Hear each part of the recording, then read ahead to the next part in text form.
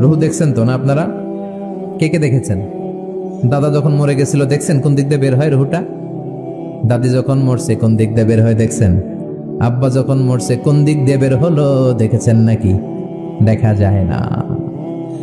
জীবন মরণের মাঝখানে আল্লাহ রুহু দিলেন। এই রুহু আছে। মিজানুর রহমান আজহারী হাত নাড়ায়, কোরআন তেলাওয়াত করে, হাসে, কাঁদে। আপনাদের ভেতর রুহু আছে, আপনারাও হাসেন, নড়েন, চড়েন। রুহুটা যখন বের হয়ে যাবে লাশ হয়ে আমরা পড়ে যাব, ঠিক কি না? রুহু যতদিন থাকে ততদিন দেহটা জিন্দা। রুহু যখন শূন্যে উড়াল দেয় দেহটা তখন হয় মুর্দা, ঠিক কি না? আল্লাহ বললেন দুইটার মাঝখানে আমি রুহু রাখলাম। মক্কার কুরাইশরা জিজ্ঞেস করল, আব্দুল্লাহর বেটা মুহাম্মদ, রুহু কারে বলে? তুমি দাবি করেছো তুমি নাকি নবী। তুমি যদি নবী হও রুহু কারে বলে বলো। বিশ্ব নবী বলেন না, আকাশের দিকে তাকান, কারণ আমার নবী নিজ থেকে কিছু বলতেন না। গ্রিন সিগন্যালের অপেক্ষায় আছেন, উপর থেকে যদি ওহী আসে বিশ্ব নবী উত্তর দিবেন। আল্লাহ বললেন, কুলির রূহু মিন আমরি রাব্বি ওয়া মা উতিতুম মিনাল ইলমি ইল্লা কালিলা। ও নবী, আপনি বলে দেন রুহুটা আমার আদেশ। আল্লাহর আদেশে ঢুকে আল্লাহর আদেশে বের হয়। আল্লাহ ছাড়া এই ব্যাপারে কেউ জানে না, ঠিক না? আল্লাহ বললেন, ওমা উতিতুম মিনাল ইলমি ইল্লা কালিলা। তোমাদের জ্ঞান একেবারে কম। কলিল, কলিল মানে অল্প। সবাই বলেন কলিল মানে কি? অল্প তোমাদের জ্ঞান। এই কলিলের ব্যাখ্যা কি? সাইয়েদনা মুসা আলাইহিস সালাম সাইয়েদনা খিজির আলাইহিস সালামের সাথে সাগরের মধ্যে ভ্রমণ করে নৌকা দিয়ে, নৌকার মধ্যে এসে বসেছে চড়ুই পাখি। চড়ুই পাখি ঠোঁট দিয়ে সাগর থেকে পানি খায়। পানি খাওয়ার কারণে ঠোঁটের মধ্যে পানি লেগে যায়। খিজির আলাইহিস সালাম বললেন, ও মুসা, পানি খাওয়ার কারণে চড়ুই পাখির ঠোঁটের মধ্যে যতটুকু পানি লেগেছে এই পানিটা গোটা বিশ্বের সব মানুষের জ্ঞান, আর সাগরের সব পানি জলরাশিগুলো হলো আমার আল্লাহর জ্ঞান। কালিল, অল্প জ্ঞান। আল্লাহ বললেন, খবরদার রুহুর পিছনে দৌড়াবি না, রুহুর পিছনে ছুটবি না। ছুটে কোনো লাভ নাই। রুহু কোন দিক দিয়ে ঢুকে কোন দিক দিয়ে বের হয় কেউ জানে না, একজন ছাড়া, তিনি কে? আপনি আজীবন রুহুর পিছনে দৌড়াইয়াও রুহু বের করতে পারবেন, কারণ রুহু ঢুকে কার অর্ডারে, বের হয় কার অর্ডারে? ইউনাইটেড স্টেটস অফ আমেরিকার এক মেডিকেল টিমের প্রধান বলল, আমি রুহু বের করে ছাড়ব, আমি রুহু বের করে ছাড়বো, এটার মাধ্যমে আমি নোবেল প্রাইজ পাবো। I will be the Nobel laureate. রুহু বের করার মাধ্যমে আমি নোবেল প্রাইজ পাবো। সবাই কয়, কেমনে পাবেন? সে বলল, চল আমার সাথে মুমূর্ষু রোগী নিয়ে আয় কয়েকটা। আইসিইউর মধ্যে ভর্তি। আইসিইউ বুঝেন তো, ইন্টেনসিভ কেয়ার ইউনিটে থাকে, এরকম মাস্ক পরা, অক্সিজেন নেয়, ছাড়ে কৃত্রিম ভাবে। নিয়ে আয় কয়েকটা, গ্লাস ফিটিং করা, রুমের ভিতরে ঢুকানো হলো। বলল, চেক হিজ বিপি। ওর বিপি মাপ। বিপি মানে ব্লাড প্রেশার। মাইপা দেখে বিপি আছে, যে ধাক্কা মারে না, ধপ ধপ ধপ। যতদিন বেঁচে আছি ধাক্কাটা আছে না নাই, এই দমটা আছে না নাই? দমটা চলে গেলে আপনি বাঁচবেন, কি হইবেন? ঠুস হবেন, ঠিক কি না? বিপি মাপ, বিপি চেক করে দেখে লোকটা বেঁচে আছে। ব্লাড প্রেশার ধাক্কা দেয়। চেক হিজ ওয়েট, ওজন মাপ। এবার ওজন মেপে দেখে ওজন হলো 80 কেজি। জোরে বলেন, কয় কেজি? 80 কেজি। এবার বলে, মুমূর্ষু রোগীটার মুখ থেকে অক্সিজেনের চেম্বার খুলে নে, মাস্ক খুলে নে। ডাক্তাররা বলল, অক্সিজেন খুলে নিলে তো মারা যাবে। মেডিকেল টিমের প্রধান বলে, মারা যাক, সমস্যা নাই, খুলে ফেল। মাস্ক খুলে ফেললো, অক্সিজেন নাই। লোকটার ছটফটানি বেড়ে গেল। ছটফট ছটফট করতে করতে লোকটা বিদায় নিল, মরে গেছে। এবার ডাক্তার বলে, বের কর, চেক হিজ বিপি। বিপি মাপ, পালস মাপ। দেখে পালস নাই। মরে গেলে পালস থাকে, বিপি থাকে না, কিন্তু ওজন থাকে কি থাকে না? ওজন থাকে। কয়বার ওজন মাপ। মরার আগে লোকটার ওজন ছিল কয় কেজি? জোরে বলেন। এবার ওজন মাপ। ওজন স্কেলের মধ্যে শোয়ানোর পরে ওজন দেখা যাচ্ছে মরার আগে ছিল 80 কেজি, মরার পর এখন হয়ে গেছে 78 কেজি। কমছে কয় কেজি? কয় পাইছি? সবাই কয় কি পাইছেন? কয় রুহু পাইছি। কয় কই পাইছেন? কয় মরার আগে ছিল 80 কেজি, মরার পর 78 কেজি, 2 কেজি নাই। যেইটা উড়াল দিছে ওইটাই 2 কেজি। এইটাই রুহু আমি পাইছি। কিন্তু বিজ্ঞানের নিয়ম হচ্ছে, যে কোনো একটা এক্সপেরিমেন্ট থেকে আপনি ফাইনাল জাজমেন্ট দিতে পারবেন না, আপনাকে আরো নমুনা সংগ্রহ করতে হবে। আরো মুমূর্ষু রোগী আনা হলো ইন্টেনসিভ কেয়ার ইউনিট থেকে, গ্লাস ফিটিং করা রুমের ভেতরে ঢুকানো হলো। চেক দা বিপি। বিপি মাপ, ব্লাড প্রেশার, ওকে। ওয়েট, ওজন কত? এটার, এই লোকের ওজন 70 কেজি। সবাই বলবেন কয় কেজি? এবার ওই লোকটার মাস্ক খুলে ফেলা হলো, অক্সিজেন মাস্ক। এই লোকটাও ছটফট ছটফট করে, ছটফটানি দিয়ে এই লোকটাও মরে যায়। এবার বলে বিপি মাপ। মরা লোকের বিপি আছে? নাই, কিন্তু ওজন আছে না নাই? ওজন স্কেলে শোয়ানো হলো, এই লোকটার মরার আগে ওজন ছিল কয় কেজি? এবার ওজন দিয়ে দেখে লোকটার ওজন হয়ে গেছে মরার পরে 71 কেজি। এবার যাবি কই? 1 কেজি মিলাবি কি দিয়া? মরার আগে বলছে, আগেরটার ক্ষেত্রে বলছে 2 কেজি কম, আগে ছিল 80 এখন 78, যেটা উড়াল দিছে ওইটাই রুহু এবার বাড়ছে 1 কেজি। কই যাবে? আল্লাহ বলেন কিয়ামত পর্যন্ত বিপি মাপতে পারবি, ওজন মাপতে পারবি, অনেক খেলা দেখাতে পারবি, মাগার রুহু খুঁজে পাবি না। ঠিক না? কারণ মা উতিতুম মিনাল ইলমি ইল্লা কালিলা, তোমাদের জ্ঞান আমি যতটুকু দিয়েছি একেবারেই কম। মরে গেলে এক একজনের এক এক অবস্থা হয়, কারোর শরীর জমাট বেঁধে যায়, ওজন বেড়ে যায়, কারোটা ফেসফেসে হয়ে যায়, গ্যাস বের হয়ে যায়, পাতলা হয়ে যায়, ওজন কম বেশি দিয়ে রূহ ধরা যাবে। এজন্য আল্লাহ বললেন আল্লাযী খালাকাল মাউতা ওয়াল হায়াতা লিয়াবলুয়াকুম আইয়ুকুম আহসানু আমালা ওয়া হুয়াল আজিজুল গফুর। আমি জীবন বানালাম, মরণ বানালাম, আমরা বললাম আল্লাহ জীবন মরণের এই খেলায় নেমে আপনার কি লাভ বলেন তো? আমরা জীবন পাবো, মরণ পাবো, আপনার কি লাভ? তাই না?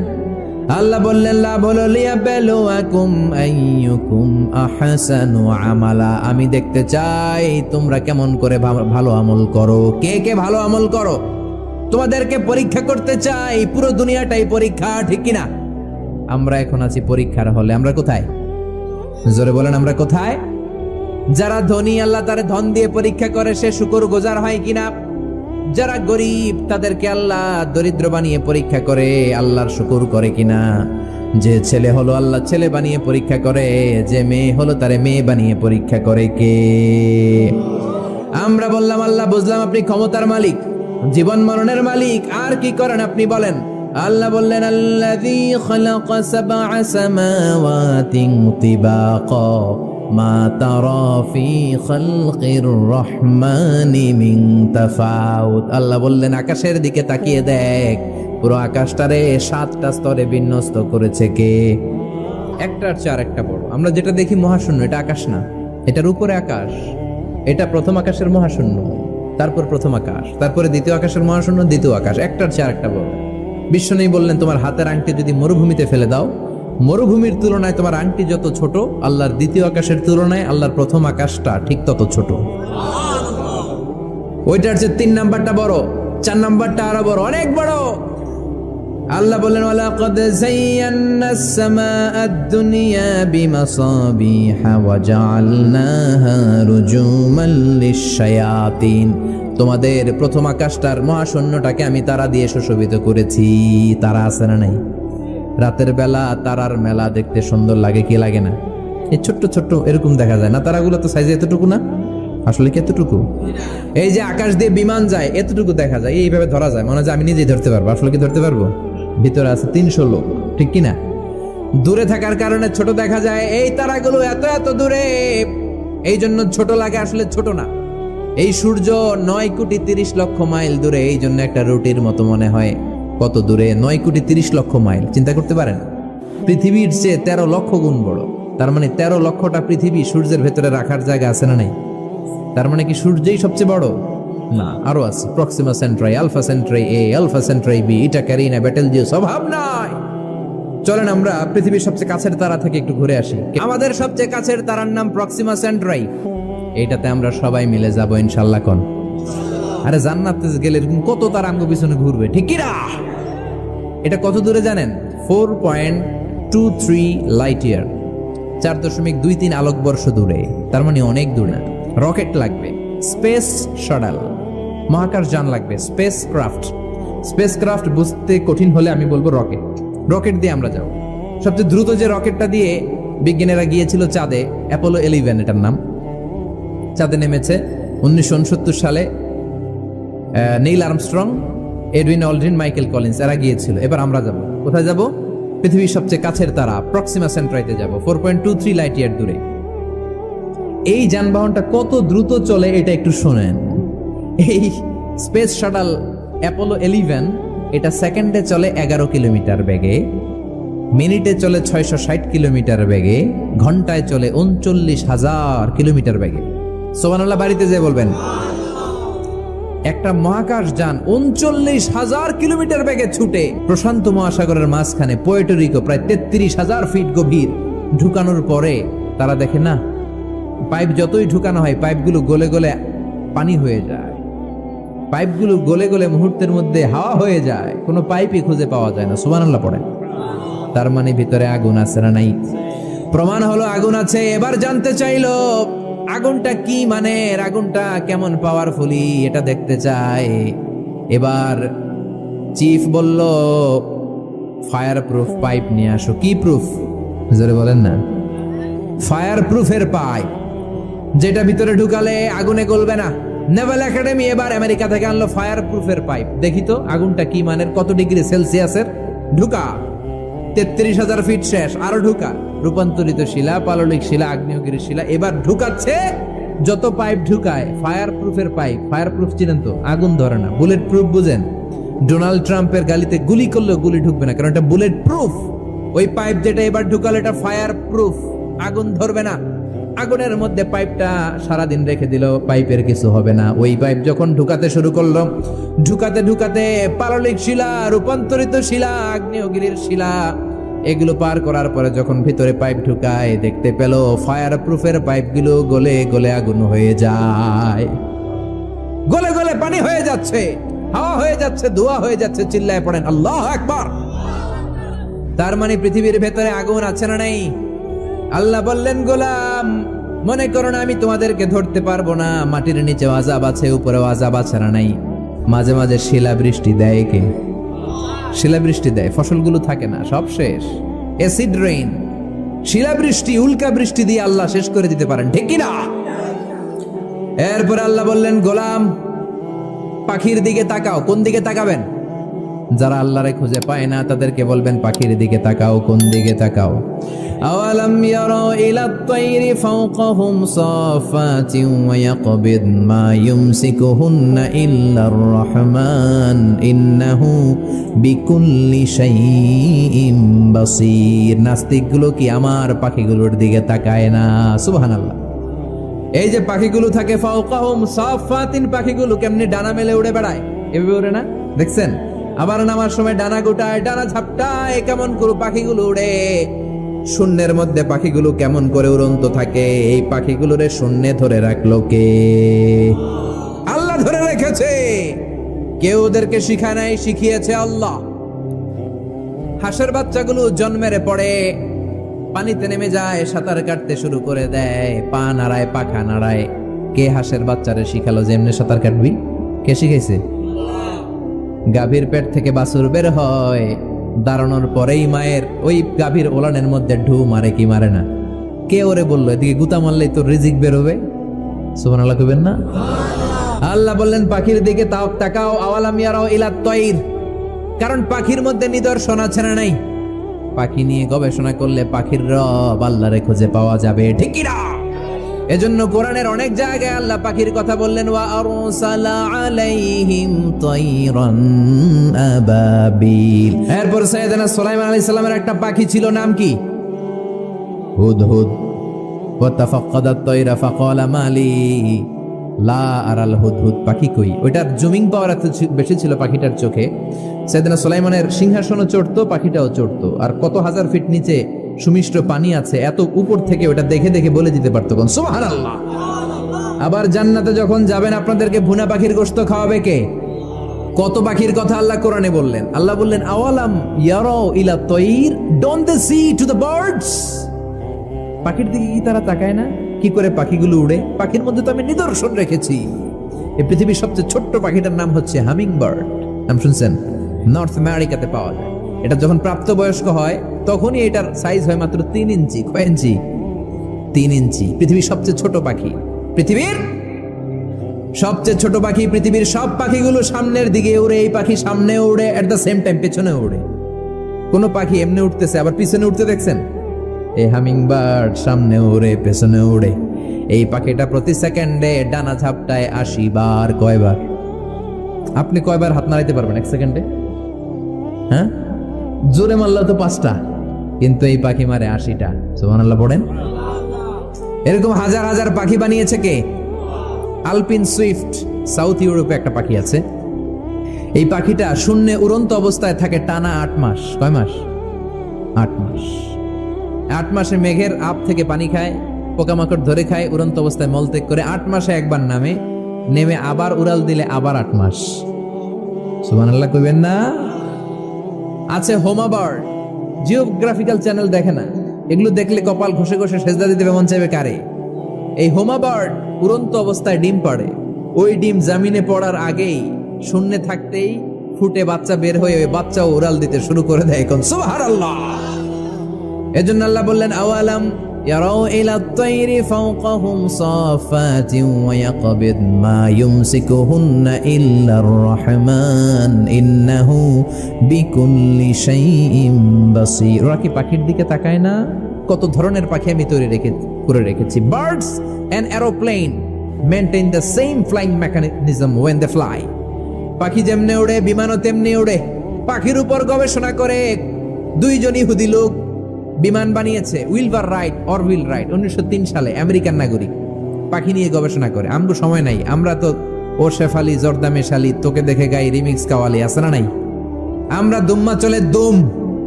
আমরা ক্রিকেট খেলা দেখি, ছোট্ট একটা বল, এই বলের পিছনে সবাই ছুটি, আর ইহুদিরা গোটা পৃথিবীটারে বল বানিয়ে ওইটা নিয়ে খেলে। ঠিক কি না? পাখি আর বিমান একরকম চলে। এটা আবিষ্কার করলে দুই ভাই, পাখি নিয়ে গবেষণা করলো দুই ভাই। যেই কোরআনে আল্লাহ পাখির কথা বললেন আমরা করতে পারি নাই, করছে ওই দুই ভাই। আমরা মদ আর নারী নিয়ে ব্যস্ত, ঠিক কিনা? ওই দুই ভাই গবেষণা শুরু করলো, পাহাড়ে শুয়ে শুয়ে পাখির ছবি আঁকে, পাখিটা কেমনে টেক অফ করে, কেমনে ফ্লাই করে, কেমনে ল্যান্ড করে। গবেষণা শুরু হয়ে গেল, করতে করতে বানিয়ে ফেললো প্লেন। সেম পাখি যেমনে উড়ে বিমানও তেমনি উড়ে, বানিয়ে ফেললো। কিন্তু এখনকার বিমানের মতো না, ঢাকনা নাই, কিচ্ছু নাই, ইঞ্জিন একটা নিয়ে উড়ে আবার ধপাস করে পড়ে, ওরে আবার ধপাস করে পড়ে, আবার ওরে আবার ধপাস করে পড়ে। হঠাৎ এমন একটা বিমান বানালো, এটা আর পড়ে না, খালি উড়ে। সুবহানাল্লাহ। এতদিন মানুষের স্বপ্ন ছিল হায় রে পাখি উড়ে, আমরাও যদি উঠতে পারতাম। এবার মানুষের স্বপ্ন পূরণ হলো, মানুষও এখন উড়ে। আজকে আমি নিজে উঠছি, ঠিক কিনা? আপনারা যখন হজে যাবেন আপনারা উড়বেন। তারা আমেরিকা থেকে চলে গেল ফ্রান্সে। আমেরিকায় এই বিমানের খাওয়া নাই, তখন আমেরিকা অনেক গরিব ছিল। ফ্রান্সের এক প্রিন্স অনেক টাকা ডোনেট করলো, তারা প্রথম কমার্শিয়াল প্লেন ফ্রান্সের এক সিটি থেকে আরেক সিটিতে নামালো। শুরু হলো মানুষের উড়ার স্বপ্ন। এরপরে মানুষ বিমান বানায়, ফাইটার জেট বানায়, ড্রোন হামলা করে, মিসাইল হামলা করে, পাইলট ছাড়া রোবট দিয়ে বিমান চালায়, বোম সুপারসনিক বানায়। আগে ছিল কনকর্ড, সবচেয়ে দ্য ফাস্টেস্ট প্যাসেঞ্জার প্লেন, সবচেয়ে দ্রুতগামী যাত্রীবাহী বিমান। আর বর্তমানে পৃথিবীর সবচেয়ে দ্রুতগামী যাত্রীবাহী বিমানের নাম হচ্ছে বোম সুপারসনিক।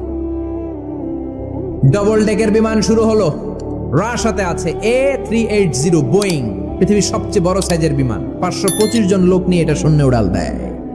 সুবহানাল্লাহ আসতে বললেন। 525 জন মানুষের 2-3টা করে লাগেজ আছে না নাই? বিমানের ওজন আছে না নাই? এই 600 জনের খাবার আছে না নাই? এগুলো নিয়ে শূন্যে উড়াল দেয়। পাখির মধ্যে নিদর্শন রেখেছে কে? আগে ছিল প্রত্যেক দেশের সেনাবাহিনী, আর ছিল নৌবাহিনী। বিমান আবিষ্কারের পরে শুরু হলো এয়ার ফোর্স, বিমান বাহিনী, ঠিক কিনা? এখন যুদ্ধ আর জমিনে করে না, পানিতে করে না, উপর থেকে এক বোমা মারে। আমেরিকা জাপানের হিরোশিমা নাগাসাকিতে লিটল বয় ফ্যাটম্যান মাইরা দিল, পুরা জাপান শেষ। জাপান পুরা ছারখার হয়ে গিয়েছে। শুধু জাপানের ওই এলাকাই শেষ হয় নাই, ওই এলাকা থেকে যত লোক এরপরে জন্মগ্রহণ করেছে সব বিকলাঙ্গ, কারো হাত নাই, কারো পা নাই। এই অ্যাটমিক রেডিয়েশনের পাওয়ার, চিল্লায় বলেন ঠিক কিনা? সে আল্লাহ বললেন, গোলাম ও শিক্ষাবিদ নাস্তিকেরা, তোমরা কি পাখির দিকে তাকাও না? আমি আল্লাহ পাখির মধ্যে এমন নিদর্শন রেখেছি, পাখির দিকে নজর করো, পাখির রব আল্লাহরে খুঁজে পাবা, ঠিক কিনা?